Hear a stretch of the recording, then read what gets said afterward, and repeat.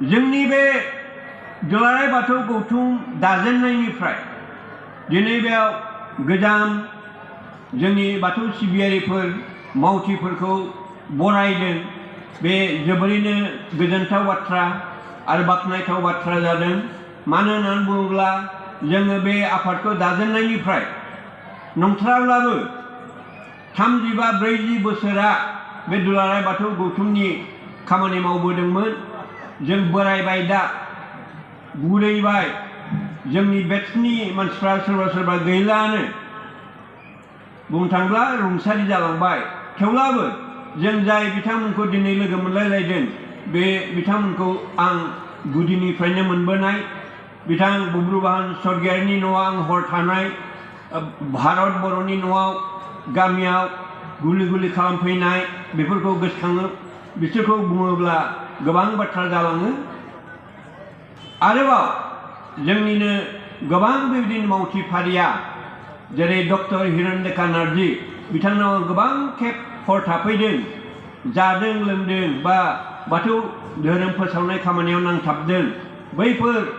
जोंनि बारग'लांनाय दिन, बेखौ आरो गोलावै बुंनानै फोलावनो आं सानाखै। नाथाय गोजाम मावथिफोरखौबो दिनैनि दा मावफुनाय जोंनि मावथिफ्रा, सोद्रोमाफ्रा एबा बाथौ सिबियारिफ्रा सिनायनानै लानांगौ। गावजों गाव गोरोबलायनानै खामानि मावनांगौ। बेनो जाहैबाय क'अर्डिनेशन, क'अपारेशन होननानै बुंनाय जायो। बेखौ नों दानागार आं दानागार खामानि मावनायनि गेजेरजों दुलाराय बाथौ गौथुमनि महरा दिनै नैबे महर मोनफैबाय। बेनो जाबाय जों माखासे आब्रुथि सोलोंबाय, जों माखासे खौसेथि सोलोंबाय, जों माखासे गोरोबथि सोलोंबाय, जों माखासे नों दानागार आं दानागार बे साननाय बाथ्राखौ जों सोलोंबाय। आरोबाव सोलोंबावनांगौ। बे सोलोंबावनांगौआनो जाबाय मा, जोङो साबसिन हामसिनै दुलाराय बाथौ गौथुमनि हाबाफारिफोरखौ मावफुंनो आरो गावजों गाव नों दानागार आं दानागार मावनानै बेखौ मुलुग दरबाराव गायसननायनि जोंहा थांखि, बेखौ मोगथां महर होनो थाखाय जों नाजाथाबनांगोन। नोंथांमोना बयबो मिथिगौ,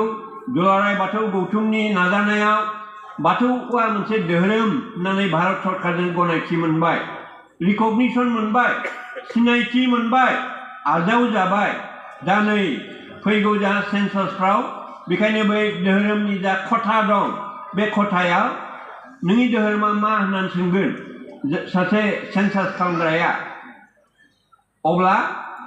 नों बा नोंथाङा, जोङो बाथौ धोरोम होननानै बुंनानै लानांगोन। आंनि धोरोमा मामोनथाय, बेखौ जोङो बेले बेजे साननो नाङा। आंनि धोरोमा बाथौ, बेखौ बुंनानै लाथारनांगोन। आरो बेबायदिनो गुबुन गुबुन दाब दाब जायगायावबो जोंनि जेसेबां बेबायदि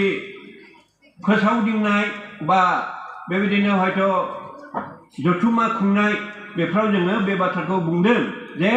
जोंनि सिनायथिया बाथौआरि, बाथौइजिम इंराजि लिरोब्ला बेखौ बुंनानै लानो फासयनो नाङा। दानि बैसो मोननाय 18 बोसोर जायोब्ला बा बिनि बांसिन जायोब्ला बोराय बेन्थ'सिम बयखौबो जों बेखौ गामियाव थांनानै बुंनांगौ, जों दानिया गावनि धोरोमखौ बाथौ धोरोम होननानै लिरनो लाजिनो नाङा, फासयनो नाङा, बावनो नाङा बा गिनो नाङा।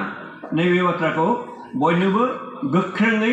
बुंथिनानै होलायनांगौ, बुजायलायनांगौ। जे गोदो जोङो हिन्दु होननानै लिरदोंमोन, बे हिन्दु लिरनो मोननायावनो जोंहा गोजोननायमोन। नाथाय जोङो संदानै दानै मोनबाय, जोंनि गुदि धोरोमा बाथौ। आफा बोराइ बाथौ, जाय आफा बोराइ बाथौआनो जाबाय आनान गसाइ, जाय आफा बोराइ बाथौआनो जाबाय अबं गसाइ, जाय आफा बोराइ बाथौआनो जाबाय सोरजिगिरि, जाय आफा बोराइ बाथौखौनो जोङो अबंलावरि होननानैबो गाबज्रियो, नुवाथारि आफा गसाइ होननानैबो गाबज्रियो। आरो बेबायदिनो गोबां मुं दं जायखौ जोङो बुंजोबनो हाया। थेवब्लाबो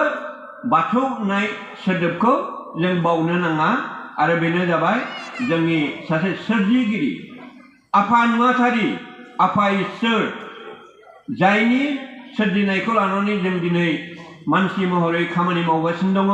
गाव गावनि बिबान रुजुनगासिनो दङ आरोबाव सोरबा फरायसा महरै सोरबा इन्जिनियार डक्टर महरै सोरबा हयथ' बेबायदिनो समाज सिबियारि महरै MCLA MLA MP महरै जों गावनि खामानिखौ जों मावबाय दङ बा मावलांबाय थागोन बेनो जाबाय आफा इसोरनि जोंनो सोरजिनानै हरनाय बिबान हरनाय बे बिबानखौ जोङो मावफुंथारनांगोन मानसि हिसाबै दा बेनि थाखायनो जोंनि बे धोरोमखौ आवसारि खालामनो नाङा गाव गावनि सिथ्ला सा सानजा खनायाव बाथौ गायसननाय खामानिखौ जोङो बावनो नाङा नेग्लिजेन्स खालामनो नाङा आरोबाव सिबिनाय बावनाय थिनाय फुं मोनाबिलि जेवारि सावनानै आफा बोराइ बाथौनि खाथियाव निमाहा बिनाय माबा दायफोर गेना गोरोन्थि मावदोंब्ला बिनि थाखाय निमाहा बिनाय बे हुदाखौबो जोङो खालामनांगौ उन्दैनिफ्रायनो बोराय बैसोसिम बेखौ जोङो खालामनो मावनो लाजिनो नाङा बानो नाङा बावनो नाङा गावनि सासे उन्दै गथ'सा बेवहाय गोबाङा लानानै फैदों दा बिसोरनो जोङो बे खामानिखौ फारि फारि गथि गथि फोरोंनानै गियान महरै सोनानै होनांगौ जे बोराइ बाथौखौ जों खुलुमनांगौ सिबिनांगौ अनसायनांगौ बा आंनि गेदेर गोलावखौ जों सिबिनांगौ खुलुमनांगौ आरोबाव जोङो बाथौ आरज मेथाइखौ जों सोलोंनांगौ सिगाङाव जोंनि रोजाबगिरिफ्रा जेरैबायदि रोजाबबाय बा मेथाइजों लोगोसे मोसानानै दिन्थिबाय बा उनावबो दिन्थिबावगोन नैफोरबायदि सर'खौबो जों खालामनांगौ बेनो जाबाय हुदा खालामोब्ला मानसिया बियो उन्दैयानो जाथों गेदेर गोलावानो जाथों एबा बोराय बेन्थ'आनो जाथों बोराय बुरैयानो जाथों जोङो गासै खामानिखौ मावनो हायो सोलोंनो हायो रोंनो हायो इंराजियाव फंसे गोनां बाथ्रा दं प्रेक्टिस मेक्स पारफेक्ट सर' खालामोब्ला गोरोन्थि गैयि निखुत जायो मेक्स पारफेक्ट आं हयथ' सोरबा बेबायदिनो फुटबल गेलेग्रा दं सोरबा जाम्पार दं सोरबा वाइट थ्र'वार दङ सोरबा डिसकास थ्र'वार दङ बा बिदिनो लं जाम्पार दङ बिथांमोनहा सर' खालामै खालामैसो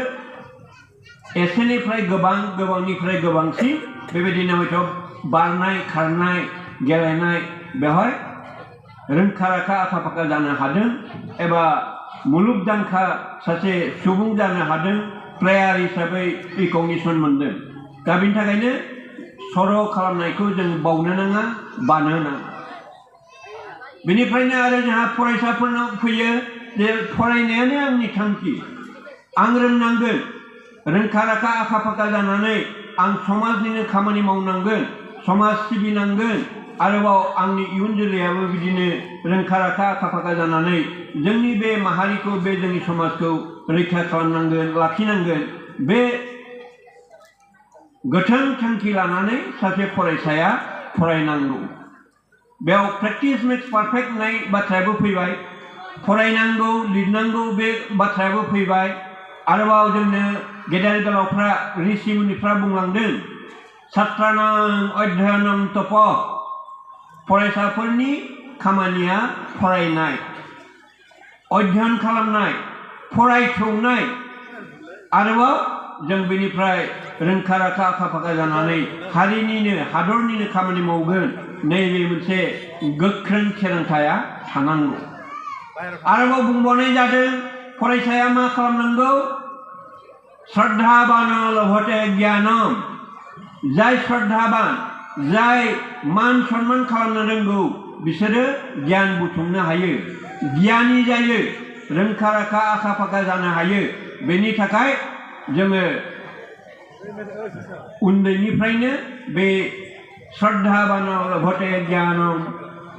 उन्दैया गेदेरखौ सिबिनांगौ खुलुमनांगौ आरोबाव गेदेरा उन्दैखौ अननांगौ बे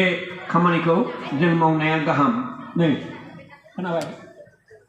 ओइ जिनिस फाननाय जिनिसखौ बेयाव थिसननाङा औ बैयाव भलन्टियारफ्रा बेनि फारसे सांग्रां जानांगौ ना इनडिसिप्लिन जायो दावराव दावसि जायो बेनि उनाव जों फरायसा हिसाबै फोरोंगिरि हिसाबै जोंनि खामानिखौ मावनांगौ बे मावनायानो जाबाय जोंनि बिबान बे बिबानखौ रुजुनो थाखायनो जों जोनोम मोनदों आरोबाव the more you read the more you learn नों जेसेनो फरायगोन एसेनो रोंखा राखा आखा फाखा जानो हागोन बे बाथ्रायाबो जोंनि गेजेराव मेलेमाव हाबनानै थानाया गाहाम आरो सोरबा सासे फरायसाया फेल जादों मानिबा हयथ' उथ्रिसार जानो हायाखै बे फरायसाखौ न'नि गार्जेन जानानै बिमा बिफा जानानै साहस होनांगौ थुलुंगा होनांगौ दे देग्लाय बोसोरसे गाज्रि जाबाय सा आरो साबसिन फराय रोंनांगौ गोरों गोरा जानानै न'खरनि खामानि रायजोनि खामानि मावनांगौ बेबायदि होननानै जों थुलुंगा होनांगौ बेवहायनो गिदिर मोन्थोर दङ बे जाबाय failure is the pillar of success मानिबा थाखाय फेल जादों मानिबा थाखाय उथ्रिसारनो हायाखै नाथाय बियो बिनि थाखाय मोनसे बोरसो बिनि थाखाय मोनसे खाम्फासो बे खाम्फाया जेरै दाग गसंनानै थायो थिग बेबायदिनो मानिबा थाखाय आनजादाव फेलें जानानै गोग्लैसोनानै थादों फरायसाया गथ'आ बेखौ जोङो थुलुंगा होनांगौ दे फरायबाव फिसा बोसोरसे गाज्रि जादों बेखौ नों जेबो दासान समा ओरैनो थाङा नोङो साबसिन हामसिन लिरनाय फरायनाय खामानिखौ माव हुदा खालाम दहाय बुंनाय बे बाथ्रायानो प्रेक्टिस मेक्स पारफेक्ट नैबे निखुत सासे गोरों गोरा जानायाव हेफाजाब मदद होगोन दा बेनि थाखायनो बुंनाय जादों एडुकेशन चेप्टाराव दं बियो ट्रायल एन्ड एरर ट्रायल खालामबाय था आरोबाव बेहाय इरर थानो हागौ गोरोन्थि थानो हागौ बे ट्रायल एन्ड इरर बेखौ मावफिनबाय थायोबा सोलोंफिनबाय थायोब्ला बेवहाय बियो सासे गोरों गोरा रोंखा राखा आखा फाखा जानो हागौ हमना लादो सासे जाम्पारा सासे बारग्राया 4 फुटल' बारनो हायो किन्तु बे हुदा खालामै मा जाहैगोन दानि दिनाव खर'आसो आगोल बारग्रोयो आथिङा बारा बेबायदियै बेलेन्सखौ लाखिनानै बारनायनि गेजेरजों बे हयथ' 5.5 फुट 6 फुट 7 फुटबो बारनो हागौ नैबेबायदि हुदानि गेजेरजों ट्रायल एन्ड एररनि गेजेरजों जों खामानिफोरखौ मावफुंनो हायो बेनि थाखायनो जों बानो नाङा बावनो नाङा एबा अलसिया जानाङा अलसिया जायोब्ला लेखा रोङा नैबे फंसे बाथ्राखौबो जों गोसोआव लानांगोन जों लिरनांगोन फरायनांगोन आरोबाव नाजाथाबनायनि गेजेरजों जोङो साक्सेस जाथारगोन देरहासार जाथारगोन बे गोसोखौ लानांगौ दा बेनि थाखायनो बाथौ धोरोमनि सोमोन्दै गियानि गुनि जानोब्ला जोंहा दा बाथौ धोरोम बिजाब गोबां ओंखारबाय बाथौ थान्दै दं गिदिरैनो बेवहाय आरज मेथाइ दं बेवहाय बोसोन दं बेवहाय जोङो बावनाय थिनायनि नेमखान्थिफोरखौ जेरैबायदि दादों बेखौनो फोसाबै आरो फोसावबाय थादों नै बेफोरखौबो जोंनि दौरि दौसि आसारि गोथारि फरायनानै बुजिनानै रोंखा राखा आखा फाखा जानांगोन बिनि थाखायनो सासे दौसि सासे दौरि सासे आसारि गोथारि जानांगौब्ला खमसे खम लिरनो रोंनांगोन फरायनो रोंनांगोन बे लिरनो फरायनो रोङोब्लासो बे बाथौ थान्दै बायदि गिदिर बेसेन गोसा बिजाबखौ फरायनो हागोन गुबुननोबो फोरोंनो हागोन खिन्थानो हागोन बेनि थाखायनो जोंनि दौसि दौरि आसारि गोथारिमोनहा सोरबा लिरनो रोंथारा फरायनो रोंथारा होननानै फासयनानै थानाङा सोलों गावनि फिसाजोंब्लाबो गावनि फिसौजोंब्लाबो सोलों लिरनो फरायनो बिनि गेजेरजों दिनै एसे गाबोन एसे हारोंथाय मोनगोन आरोबाव रोंखा राखा आखा फाखा जागोन फरायनो फोरोंनो हागोन दा जोंनि बाथौ सिबियारिफोरनि गेजेराव बिनि थाखायनो सोलोंथाइनि गोनांथियाबो जोबोरैनो दङ आरो बे गोनांथिखौ जों न'खरावनो मोनसे थासारि दानानै परिबेस दानानै नों आं लोगो लायै हयथ' फोरोंलायनायनि गेजेरजों सोलोंलायनायनि गेजेरजों जोङो सोलोंथाइ फारसेबो आवगायलांनो नाजानांगौ नंथारब्लाबो गावनि मुंखौ लिरनो सोलोंबाय नंथ्राब्लाबो अ आ क खखौ सोलोंबाय नंथ्राब्लाबो ABCD खौ फारि फारि सोलोंनानै बेबायदिनो रोंखा राखा आखा फाखा जाबाय नैबे सोलोंथाइ फारसेबो जोंहा गोनांथि होनानै जों आवगायलांनांगौ आरोबाव जोंनि बे खामानिखौ मावफुंनायाव रोंखा राखा आखा फाखा जानो थाखायबो जोङो बाथौ आर'जखौ सोलोंनांगौ बे बाथौ आर'जखौ सोलोंनायनि गेजेरजों जोंनाव गोहो बोलो थुलुंगा बांनाय फैयो बाथौ आर'जनि गेजेरजों बे बीज मोन्थोर जायखौ जोलै मोन्थोर होननानैबो बुंदों जों बेखौ सोलोंनायनि गेजेरजों रिं क्लिं फोर से मा बुंनाय जायोब्ला नैबेखौबो जों मिथिनांगोन आसारि दौरि गोथारि बिथांमोनहा जोंनो बुजायनानै होयो आरो सब समाव जोङो बे बुजायनायखौ मोनफ्लायबाय थायाबो जानो हागौ बोसोन होनाय समाबो थाहैयाबो जानो हागौ बिनि थाखायनो जेब्ला बे ओं रिं क्लिं फोरसेनि ओंथिखौ बुंथिबाय अब्ला बेखौ गोसोआव सोना लानांगौ आर'ज मेथाइखौबो आं खननो रोङा आंनि गाराङा जाथारा हांसो गारां बायदिसो बा मा होनो मैसो गारां बायदिसो बेबायदि होननानै लाजिनानै जों थानो नाङा बे आर'ज मेथाइ रोजाबनायनि गेजेरजों जोङो गावनि मेलेमखौ बाहायो आर'ज मेथाइ रोजाबनायनि गेजेरजों जोङो खुगाखौ बाहायो सालायखौ बाहायो गारांखौ बाहायो गोदनाखौ बाहायो बे बाहायनायनि गेजेरजों मा जायो जोंहा ब्याम जायो एक्सारसाइज आरो बे एक्सारसाइज जायै आं दिनै हयथ' एसे हादों गाबोन एसे हादों समफोर बिनिख्रुइ आरो एसे साबसिन हागोन रोजाबै मा जाबाय आंहा मेथाइयाबो गोसोआव थाबाय ओमफ्राय आंनि ब्रेनाव आंनि मेलेमा कालसार जाबाय खामानि होबाय मानो आङो मोनसेब्लाबो सोदोब थिसनदों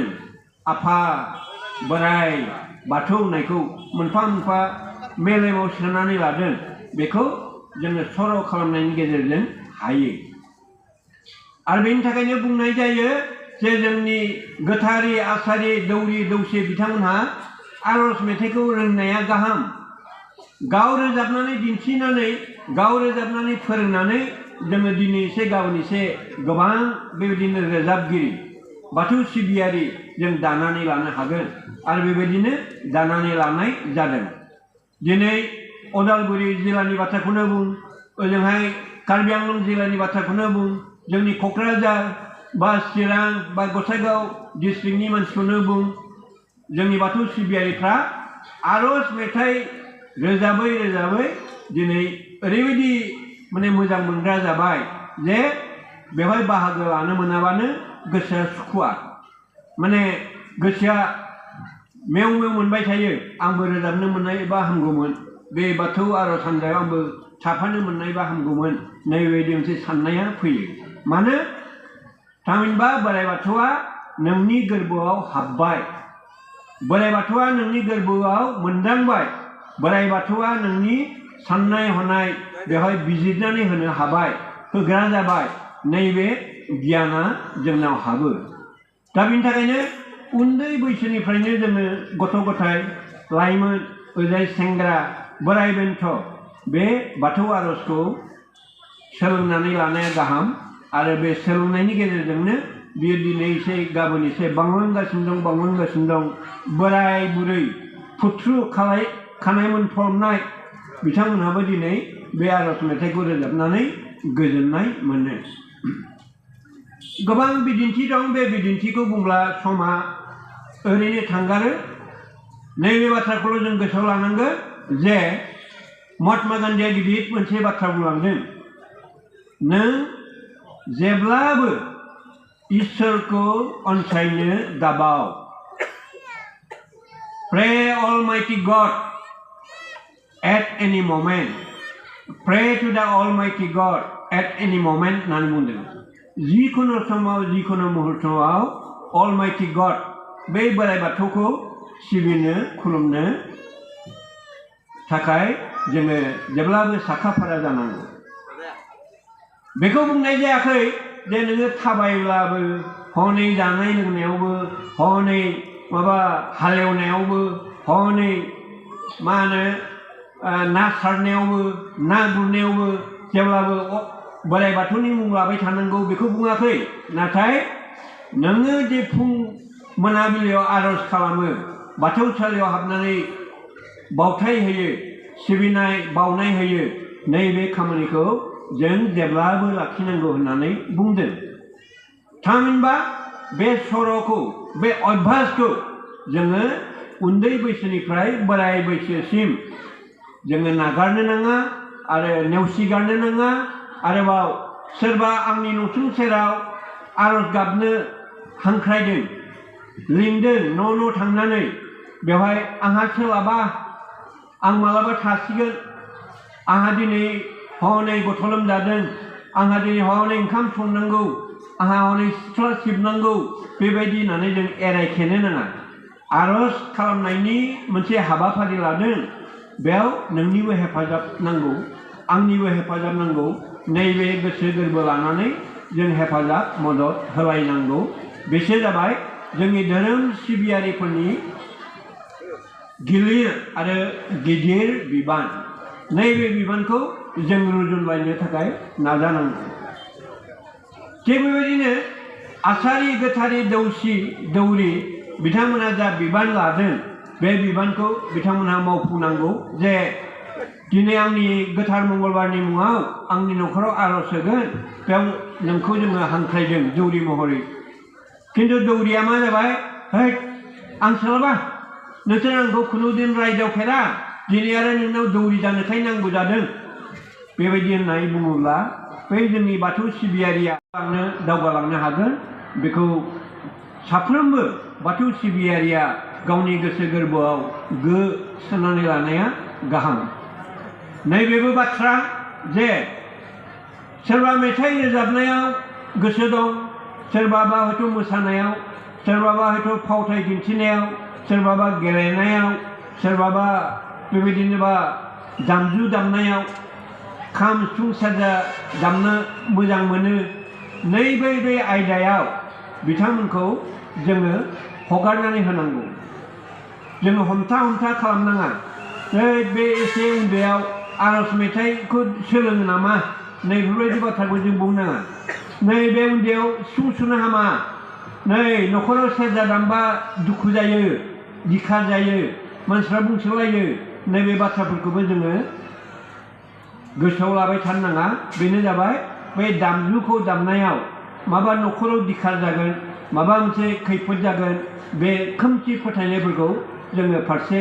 नाथ्रोदनानै दोननांगौ। जाय जेराव इन्टारेस्टेड, जाय जेराव गोसो, बेवहाय जाहाथे आवगायलांनो हायो, बेनि थाखाय जोङो गथ'फोरखौ, लाइमोनफोरखौ बा सेंग्रा सिख्लाफोरखौ नागारनानै होनांगौ। नाथाय बे लामाया जानांगोन गोथों लामा। थारमाने सोलोंथारनो गोसो दं बे सासे गथ'आ, सोलोंथारनो रोंनो गोसो दं बे लाइमोन, बे सेंग्रा, बे सिख्लाया, अब्ला हयथ' बिनि थाखाय तालिम नांगौ, बिनि थाखाय हयथ' कचिं नांगौ, बिनि थाखाय हयथ' फोरोंगिरि नांगौ। सोरबा हयथ' मोसाखावरि दङ,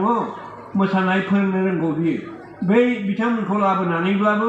बा बिथांमोनजों एसे हानजा जुथिनानैब्लाबो फोरोंनायनि खायदाखौ जोङो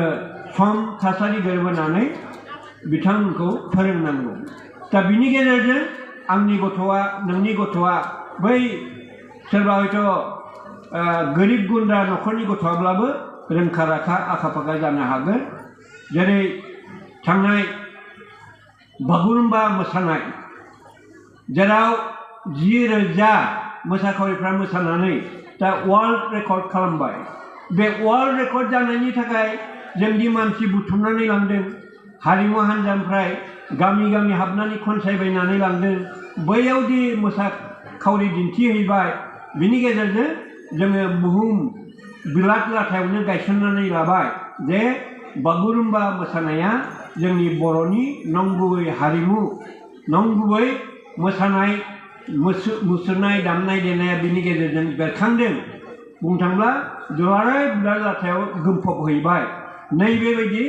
जोङो सेरजा सिफुं दामग्रायाबो बिदिनो ओंखारबोनांगोन, खाम दामनो गोरों ओंखारबोनांगोन, जथा दामनो गोरों, सेरजा दामनो गोरों ओंखारबोनांगोन। बिनि गेजेरजों जोंनि हारिमुवा गोजौनिफ्राय गोजौ जौगालांगोन दावगालांगोन आरोबाव इयुन जोलैया थुलुंगा मोनगोन होननानै जों मिजिंथिदों आरो बे मिजिंथिनायखौ लानानैनो दुलाराय बाथौ गौथुम बे आफादखौ दानानै जों दिनै साबसिन हामसिन सिफुं दामनो गोरों सेरजा दामनो गोरों खाम दामनो गोरों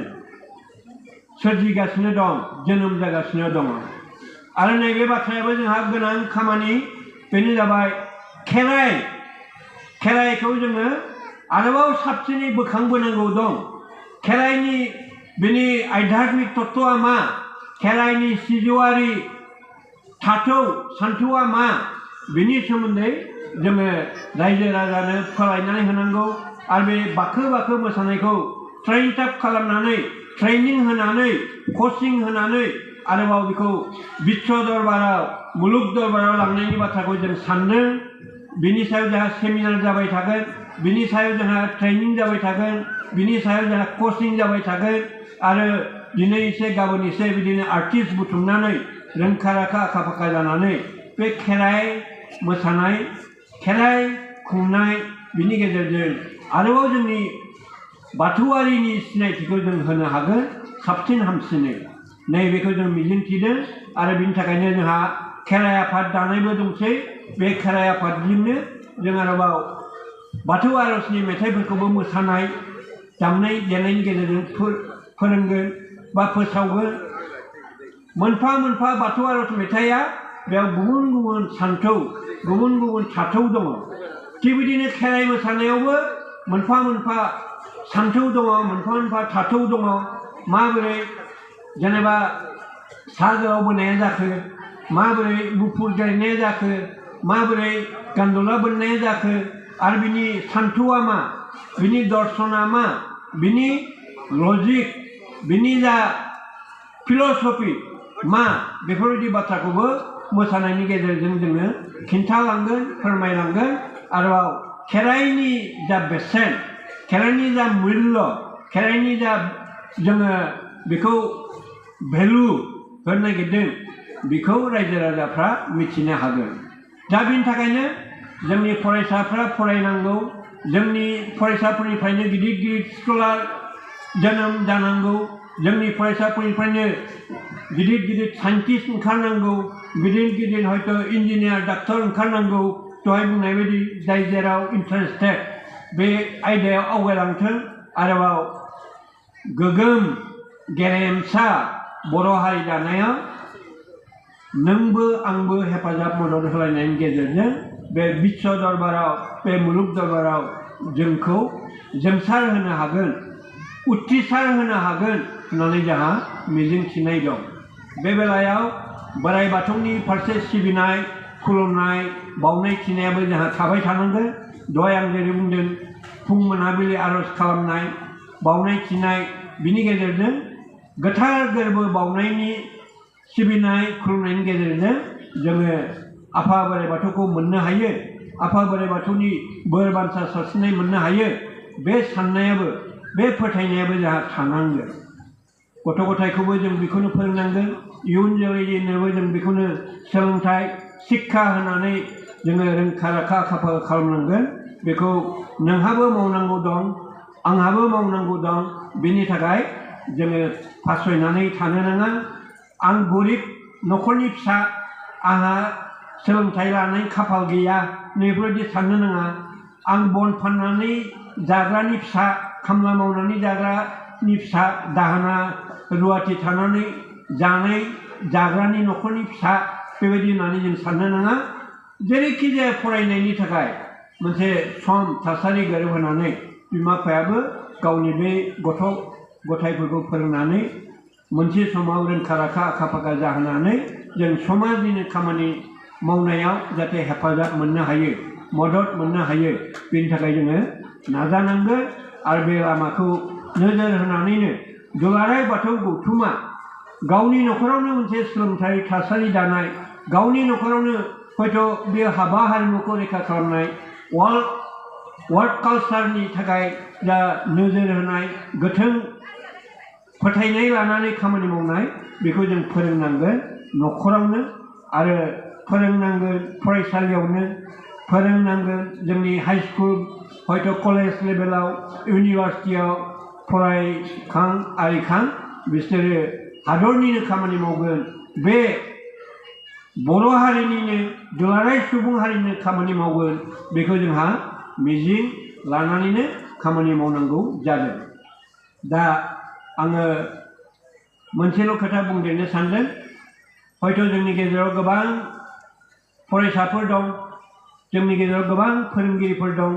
जोंनि गेजेराव हयथ' गोबां साख्रिआवलाफोर दं। बिनि गेजेरावनो जों जेब्ला सुजुग मोनो, सुबिदा मोनो, जोङो दावबायनांगौ, बेरायनांगौ। हमनानै लादो दा उदालगुरिनि मानसिया क'क्राझारा माबायदिथो नायथारनांगौ। माब्लाबा बिदिनो बाथौनि मिथिं, माब्लाबा बिदिनो हयथ' बर' थुनलाइ आफादनिनो मिथिं, हयथ' माब्लाबा हयथ' बर' फरायसा आफादनिनो मिथिं, हयथ' बर' हारिमु आफादनिनो मिथिं, बेफोराव थांनानै